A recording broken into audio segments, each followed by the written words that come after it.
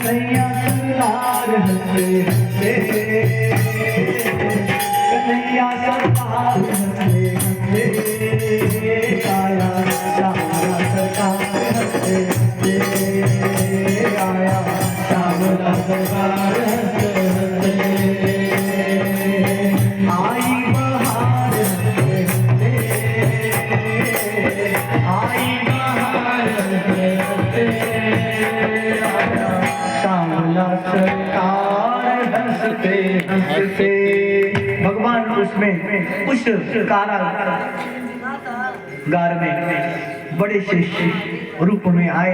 मैया डरना मत, सशंख चक्रम सकिरीट कुंडलम श्वेत वस्त्रम सरसीभक्षणम सहारवक्षस्थल कौस्तुभस्त्रियम नमामि विष्णुं शिरसां चतुर्भुजं, नमामि विष्णुं शिरसां चतुर्भुजं। भगवान जो है जब उस कारागार में आए तब जाकर के मैया ने कहा, अरे बेटा कहीं इतना बड़ा होता है, अरे बेटा छोटा होता है, अरे बेटा।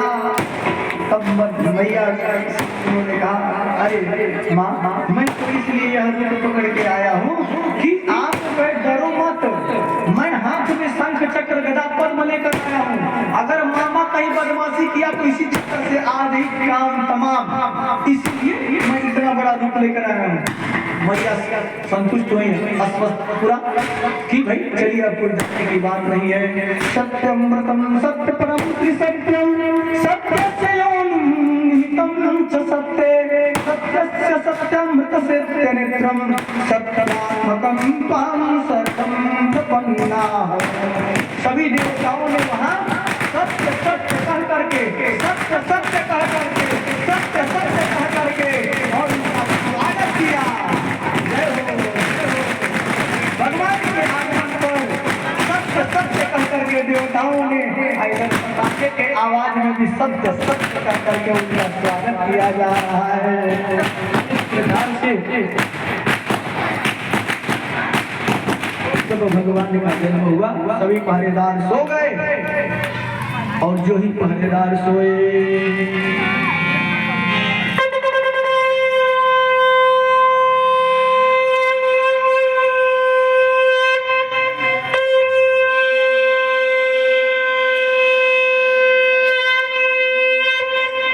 जो ही भगवान उस कारागार में आए सारे पहरेदार सो गए, और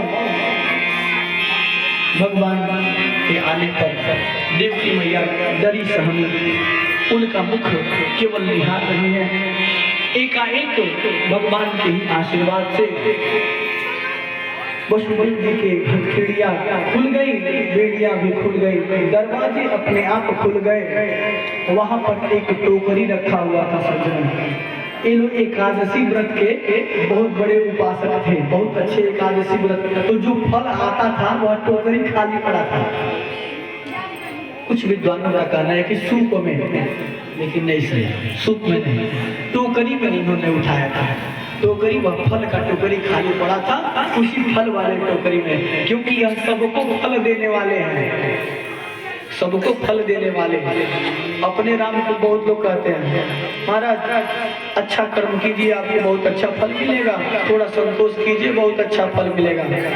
अपने राम तो कह देते हैं बहुतों से, थोड़ा सा जो कृपा टाइप कहते हैं तो उनसे कह देते हैं। हम इसीलिए तो फल मंडी के पास रहते हैं, इसीलिए फल मंडी के पास रहते हैं कि आपसे फल लेने की आवश्यकता नहीं पड़ेगी, वहीं जाकर ले लेंगे।